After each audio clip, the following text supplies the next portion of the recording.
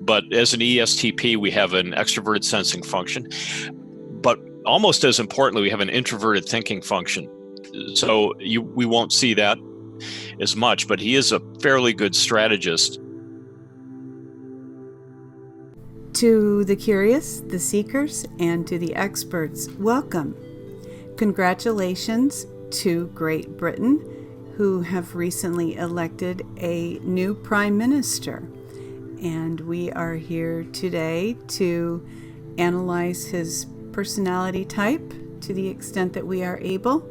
And I, Cindy, am an INFJ, Enneagram 2, Wing 1, self-preservation subtype.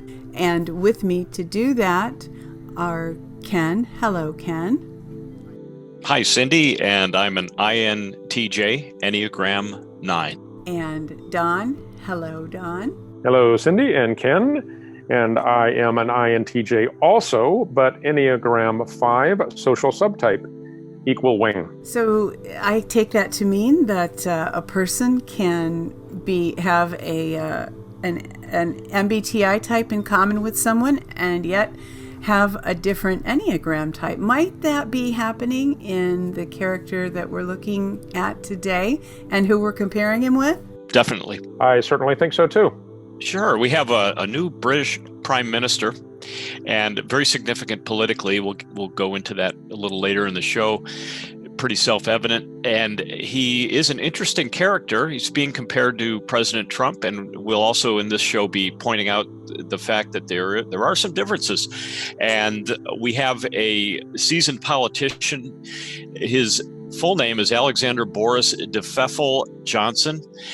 Boris actually was somewhat of a nickname that was pasted into his, it became his middle name. He was named after an acquaintance of the family, a Russian emigre, and being the character that he became, he actually adopted that name in what we would call prep school in the U.S., but the boarding school in England. He was actually born in New York City, so was a naturalized U.S. citizen and did have dual citizenship until he renounced the U.S. citizenship in as recently as 2016. And there will I think throughout the show we'll have comparisons with Donald Trump. It's almost unavoidable. But we do have a big difference in the fact that he's a seasoned politician. He became an MP in 2001 after a career in journalism and held that seat until 2008. Became the mayor of London, was elected mayor of London in 2008 and until 2016, I believe, and foreign secretary from 2016 until 2018. He resigned as foreign secretary and became a backbench MP in July of 2018. During this time, this recent history, he became a figure in the Brexit movement, and there are some opinions that the foreign secretary assignment was a way to kind of ship him overseas for a little while and delay. And we do see the delaying strategy playing out in some of the blowback. We do here at Poli-Psych podcast regard the Orbis dossier or Steele dossier as a sort of a delaying tactic, possibly related to Brexit. He's been described, or he describes himself actually as a one-man melting pot. There's a lot of different ethnicities present in his family history. His own inclinations politically have not been stereotypically conservative. He's socially liberal, and also his brother is very involved in the Green movement, and Boris does seem to mirror that in a lot of his public announcements and speeches and so on. It was highlighted, in fact, in his speech when he moved in at 10 Downing a few days ago. And his popularity level is high in England. He's popular even outside conservative circles, and he is a showman and has a characteristic way of fluffing his hair in a certain way. And as most leaders do, they will adopt one iconic look. FDR with the cigarette holder or whatever, Winston Churchill with the cigar. So that's almost just part of adopting that larger than life persona that we do find especially in British prime ministries.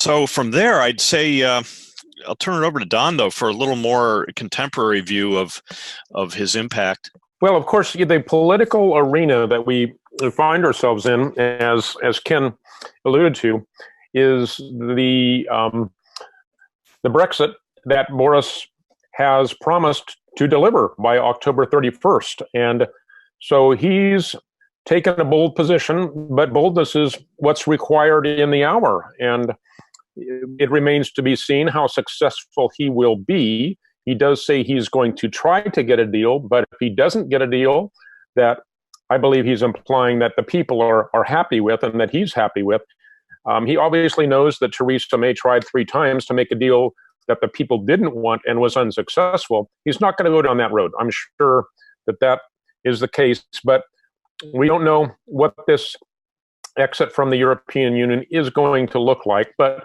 I think most people that consider themselves nationalists or patriots worldwide are excited that Boris Johnson is going to be removing Great Britain from the European Union and basically restoring national sovereignty to that country. And many have compared him to Trump. There's been various nations that say, okay, he's the Trump of this country or that country we've got so far. And I don't remember their names, but it's happening in Italy, it's happening in Brazil, it's happening in various places. And here we have it happening in Great Britain, a populist movement that is in its British way coming into the forefront through this man, Boris Johnson, that has a little bit more political experience than President Trump, and I'm not as familiar with his political background as Ken is.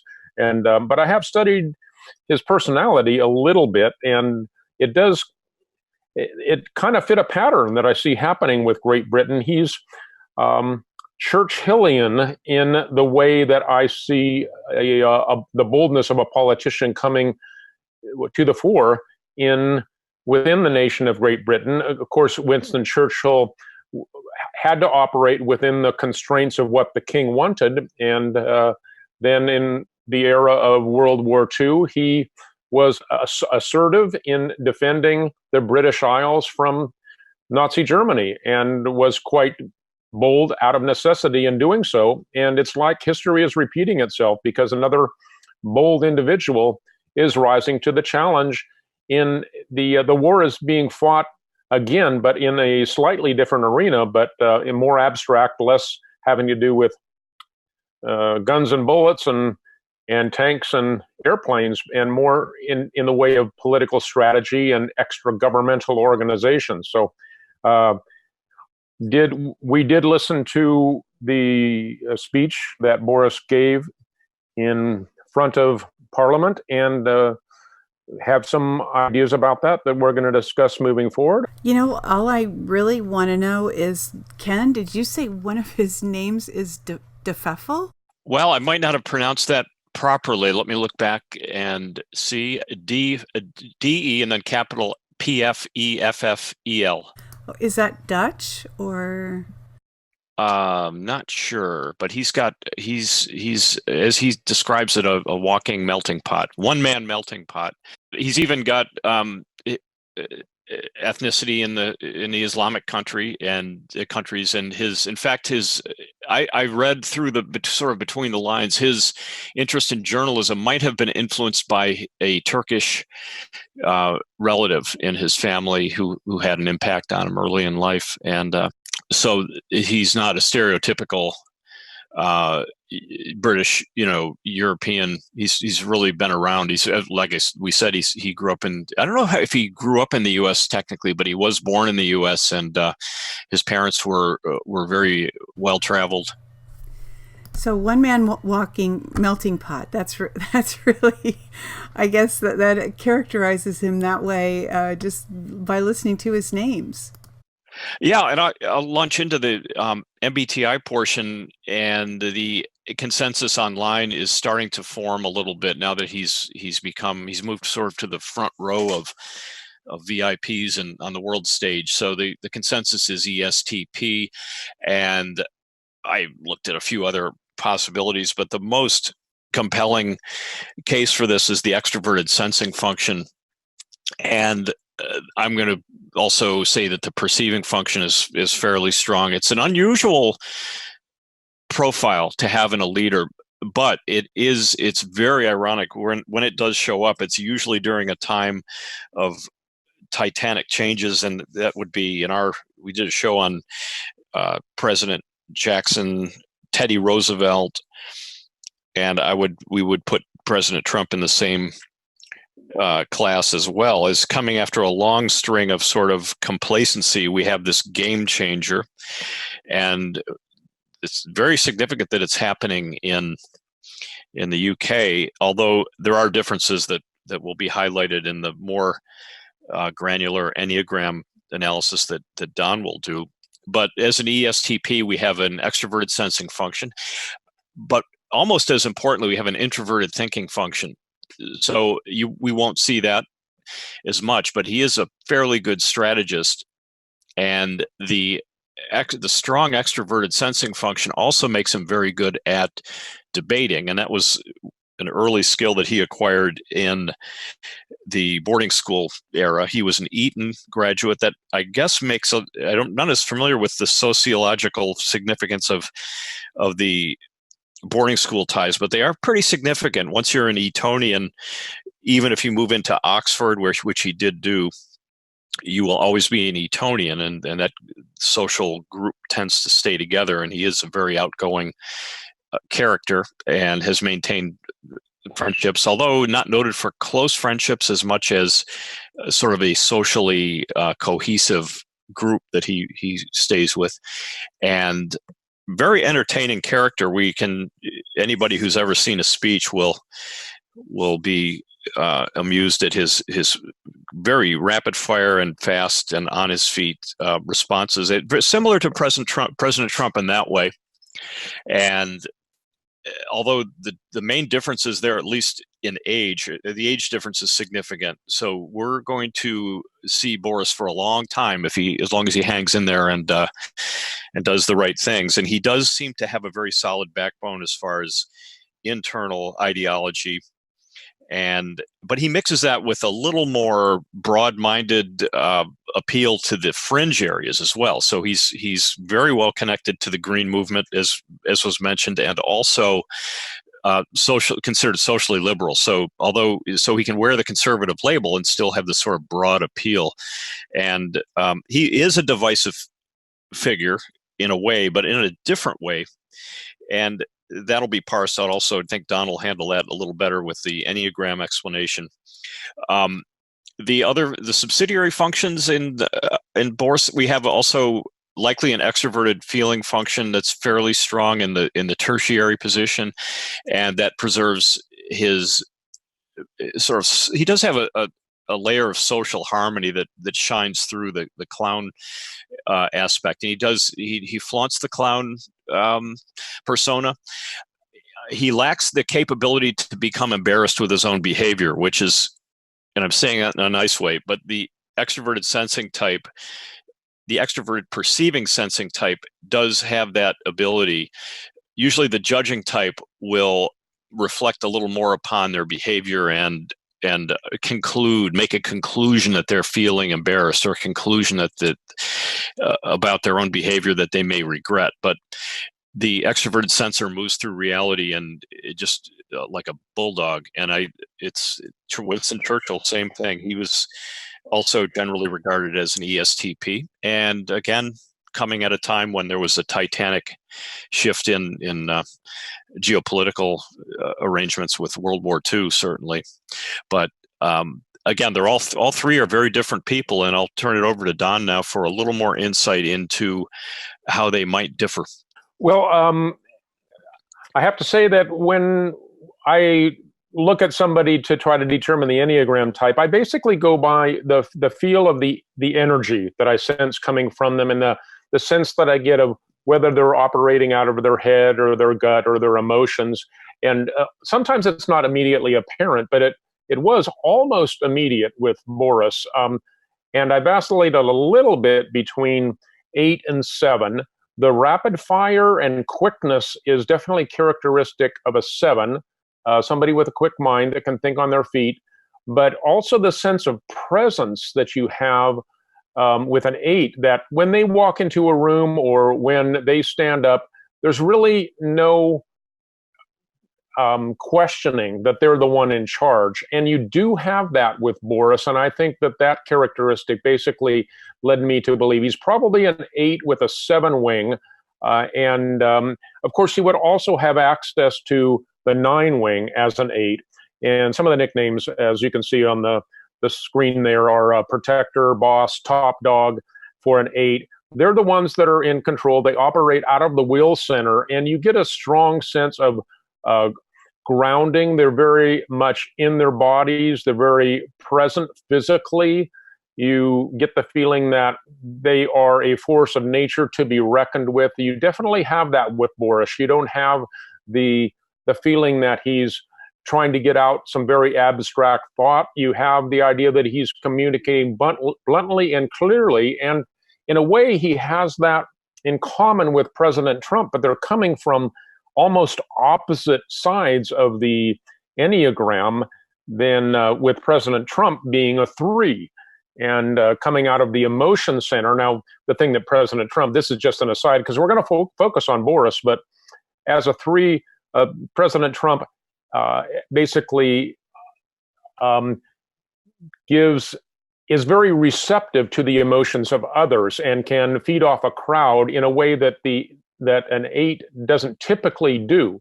If you watched any of the video and audio of Boris before Parliament, he wasn't feeding off of energy. In fact, it was almost adversarial. There was the attempt to basically, you saw an interesting dynamic happening where there was some what appeared to be opposition, what some appeared to be support of the vocalization of the crowd that was happening as he spoke.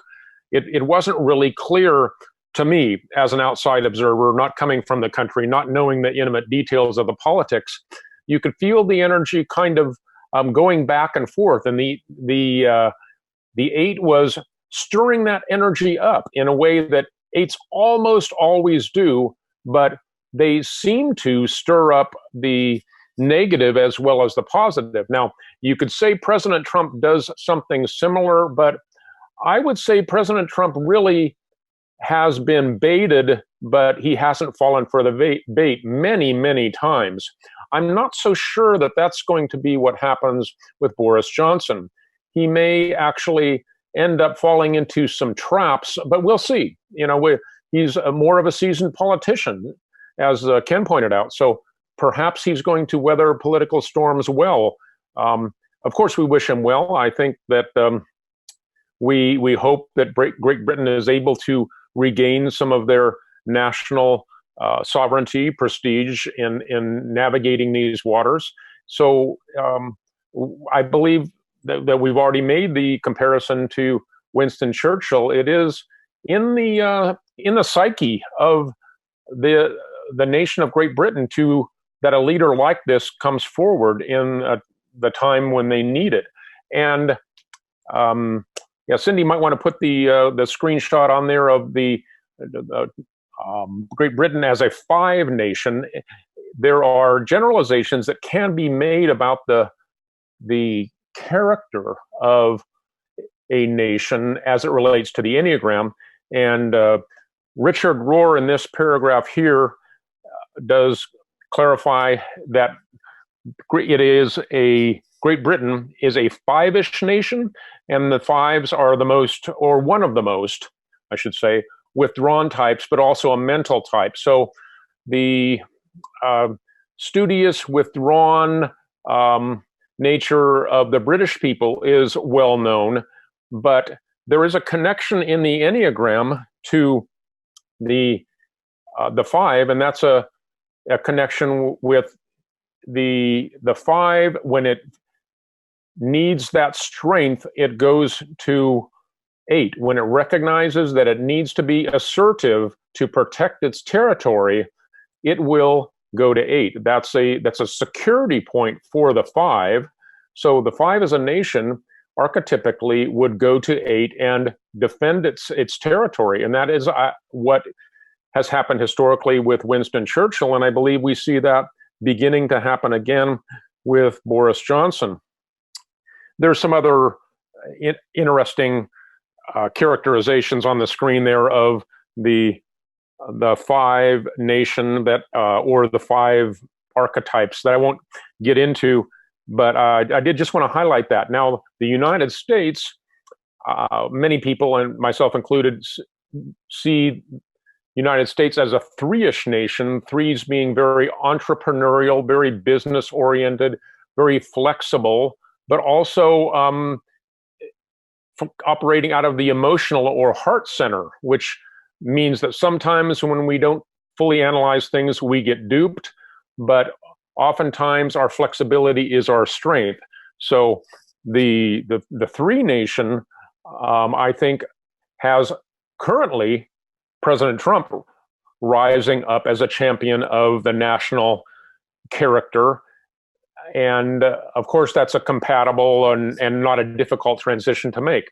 It's a little bit more different with a 5 nation like Great Britain embracing an 8 leader. They're actually having to move to a security point, and typically it's taken them a little longer to do that on the political stage. And they've embraced somebody that isn't as out of the political realm as President Trump is. So there's that distinction.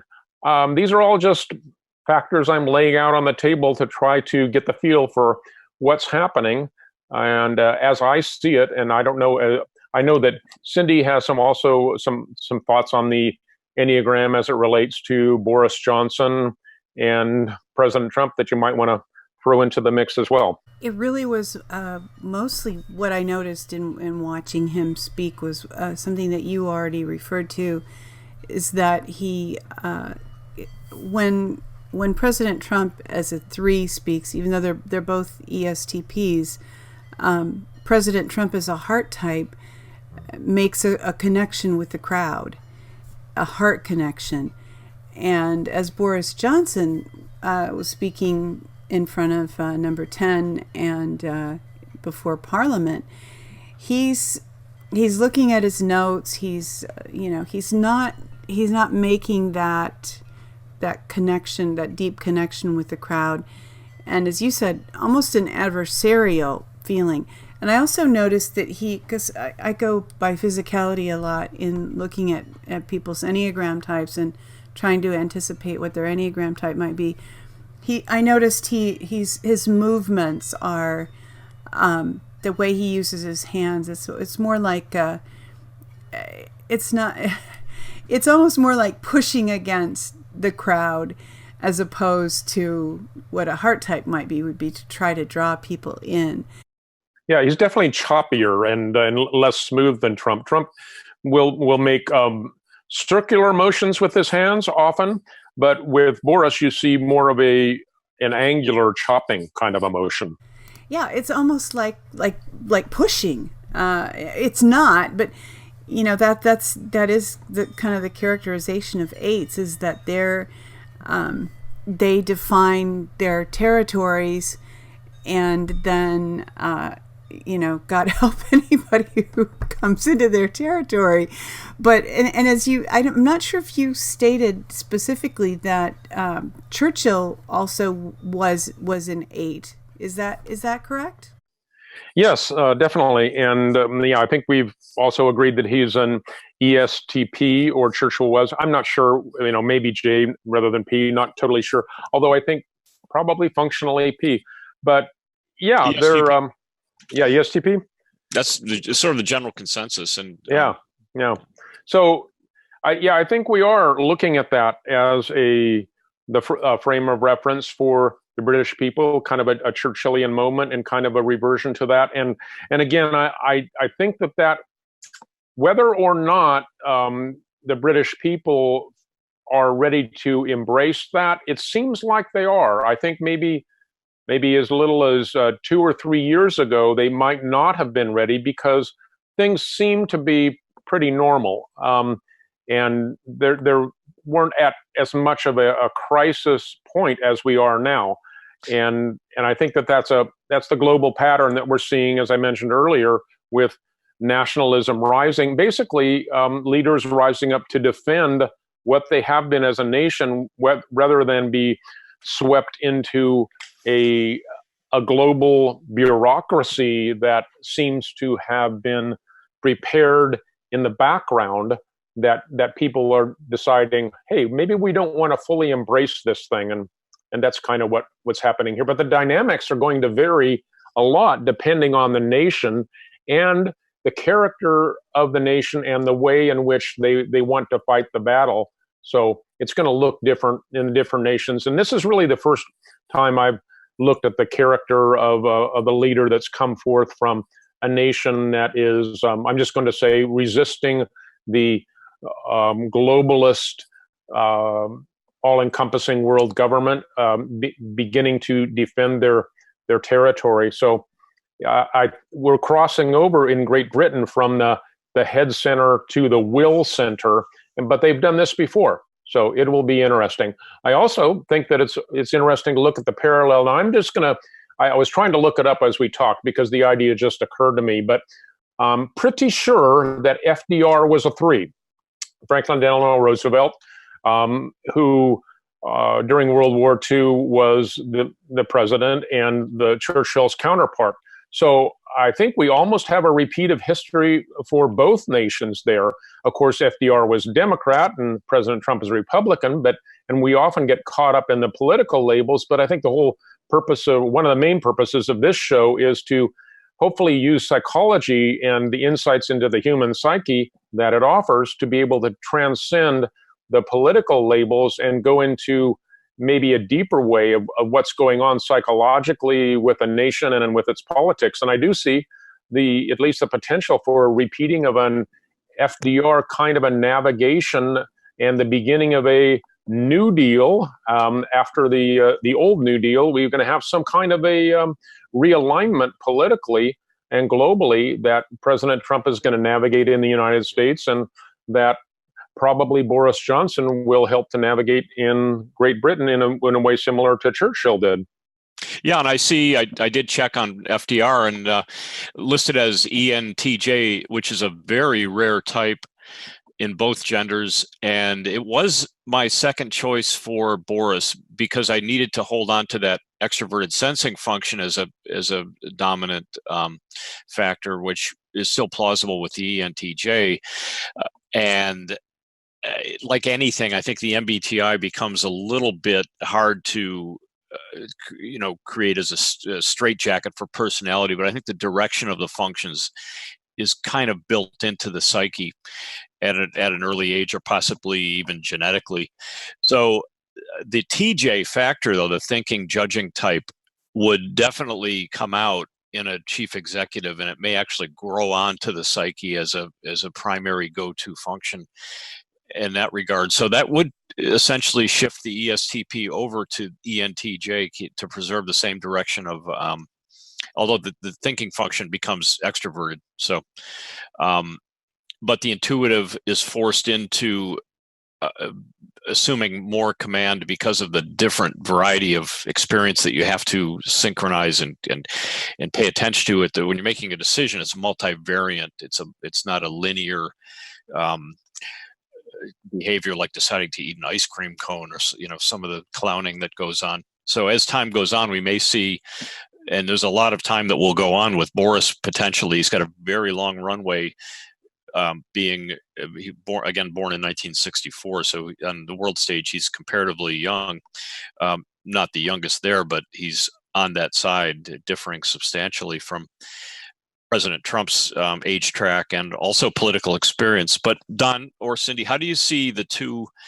Because the obviously, U.S.-UK relations are really significant. We share a common language and certainly a common historical path through several in conflict and in alliances.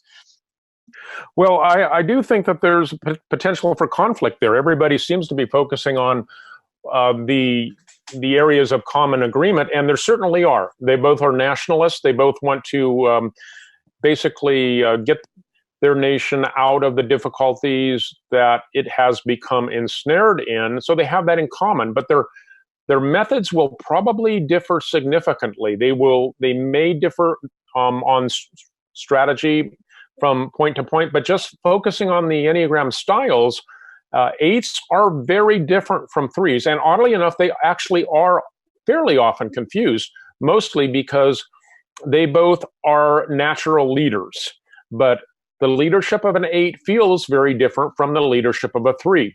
With a 3, you kind of feel like you're being sort of charmed along. You're being sold well. And President Trump's base definitely feels that connection with him that comes from being a part of selling something that they believe in, namely America. And with an 8, it's more of a fighter, a bulldog in a boxing match or something like that. You feel that, okay, this guy's on your side or he's not. If this guy's on my side, I know he's going to fight for me. And it's less of a romance, so to speak, and more of a brawl. And that's interesting because the characters of the two nations are often thought to be quite different that way. People see Americans as being abrasive and see Brits as being reserved. Well, that's in the Enneagram context explained by the Brits of, as I said earlier, a 5 nation going to 8 to defend their territory. It happens, and these are situations that arise and where the defense needs to be dogged and determined. And if you consider the fact that the EU is the continent of Europe and Great Britain is right outside of that, they feel viscerally a greater need to be vigilant than perhaps the Americans would, who are separated by a continent away. But nevertheless, the global infrastructure, banking, and all the regulations that are involved in global commerce, they're worldwide now. So some of that is really less visceral than less immediate, but still important. Anyway, there's a difference in styles there between the way that the 3 reacts to adversity and the way that the 8 reacts to diversity. I think purposely we've seen with President Trump that him desiring to actually allow his enemies to feel overconfident. That's something that many people wouldn't expect from a 3. So I think that has actually, but remember that the 3 is often characterized as being the most deceptive of the types. They're able to make you believe something that isn't true, but that actually can be used to the 3's advantage in that they will allow themselves to be misunderstood. Now, it takes a mature 3 to put themselves in that position, and we've already highlighted President Trump's age and the length of his career in strategic business. So that shoe does definitely fit him. The bulldog nature of the 8 in Boris Johnson, not so sure, mostly because I haven't really studied him very much. But it'll be interesting to see how these dynamics play out in the future with regard to the two nations and their differing leadership styles at the moment.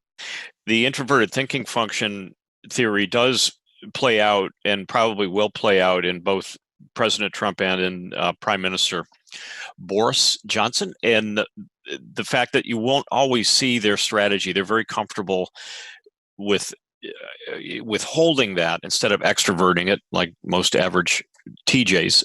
And the other thing we have is the perceiving function, keeping both politicians very comfortable with chaos, much more so than your typical TJ or FJ who seeks to have matters settled. And I think it'll come down to the Brexit, hard Brexit deadline, which I believe is October 31st.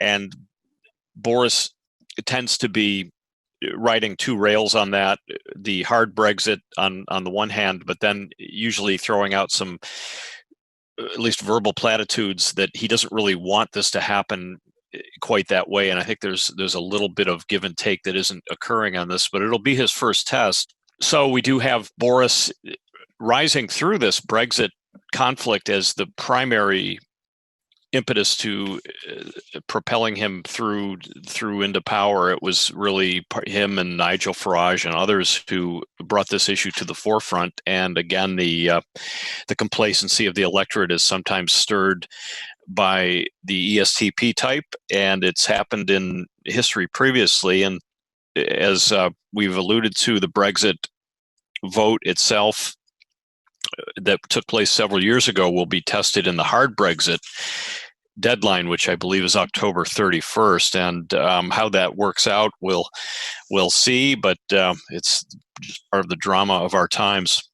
Yeah, and I guess only one little thought I had to add that I haven't mentioned yet about Boris. And when Ken went through his background, it occurred to me that as a journalist and basically researching a lot of different positions, Boris, as an 8, would have been going to 5, would have been an 8 in research mode is a 5. And that would have given him access to a wide variety of material and viewpoints and enable him to navigate wisely. Basically, 8s that have spent significant amounts of time at 5 or at their what is often called a stress point, or it's really more of a withdrawn point, they develop a depth that they're capable of drawing on later. So I think that we might be able to see Boris successfully navigating some of the troubled waters by actually having become familiar with a lot of different positions.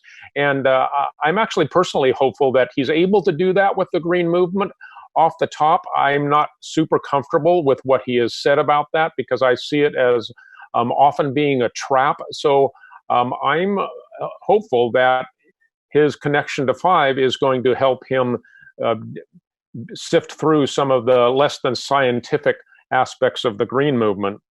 Interestingly enough, his stress point is 5, but his security point is 2, which is a heart type, like President Trump. And I see the two types, the 8 and the 3, the 3 of President Trump and the 8 of Boris Johnson. They're both. Don, you mentioned that they're both leader types. I would almost characterize them as both kind of a natural father figure, and I think that the 8 has more of a defender role, and the 3 has more of a provider role.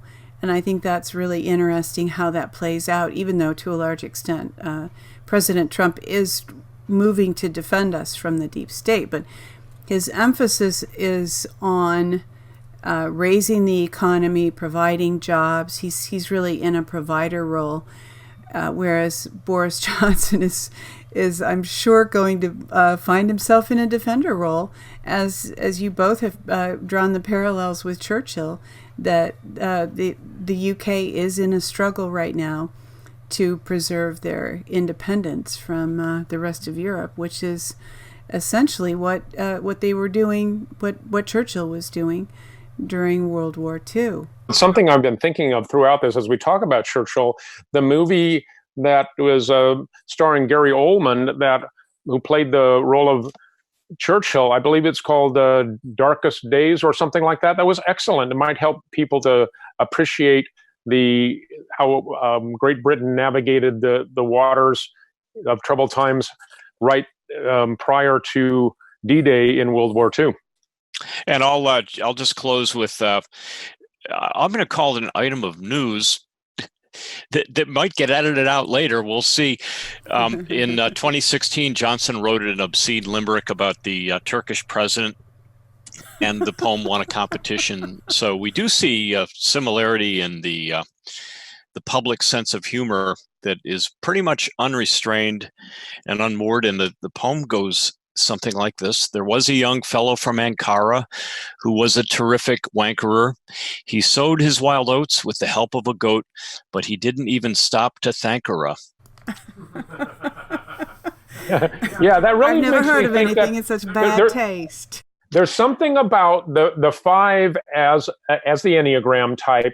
If you think of the Great Britain as a five, that can really need to break out of its sort of self-imposed excessive restraint. And I believe that you've just kind of put your finger on that with that limerick and Boris's style. He may really help Great Britain to regain some of its jovial nature of jolly old England that really might help them enjoy their role in the world again. I think that would be very welcome. And so, dear curious seekers and experts, thank you for joining us for this look at Boris Johnson's personality type and his role in the world as he has ascended to the position of Prime Minister. We hope that you have enjoyed this time as we have. If you have, we would ask you to please click like for this video, share our video, follow us on Twitter, and subscribe to our YouTube channel. Again, thanks for joining us, and until next time, take care.